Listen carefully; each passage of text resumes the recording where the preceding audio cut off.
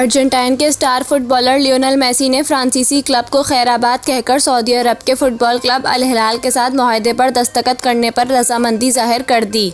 ये इंकशाफ बरतानवी अशार daily express ने पीर को किया।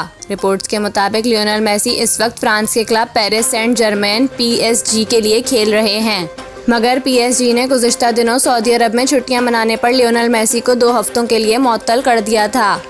इसके अलावा लियोनेल मेसी पर सऊदी अरब में सियाहत के सफ़ीर के तौर पर जिम्मेदारी निभाने पर क्लब की जानिब से जुर्माना भी आयद किया गया।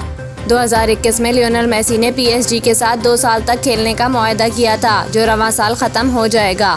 ताहम फ्रांसीसी क्लब की जानिब से मुअत्तली पर ख्याल जाहिर किया जा रहा था कि लियोनेल मेसी मुआहदे की तजदीद नहीं करेंगे और किसी दूसरे क्लब के लिए खेलने को तरजीह देंगे। ऐसे में रिपोर्ट सामने आई कि सऊदी अरब के फुटबॉल क्लब अल हिलाल ने मेसी को तारीख के सबसे ज़्यादा मुआवजे के मुआहदों में से एक की पेशकश की है।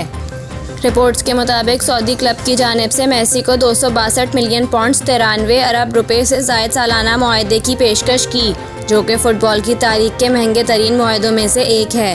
अब बरतानवी मीडिया का कहना है कि मेसी सऊदी क्लब की पेशकश कबूल करने पर रजामंद हो गए हैं और इस हवाले से जल्द बाज़ाब्ता ऐलान भी मुतवक्के है। ख्याल रहे कि क्रिस्टियानो रोनाल्डो ने 2025 तक सऊदी क्लब अल नसर के लिए खेलने के मुआहदे पर दस्तखत किए हैं।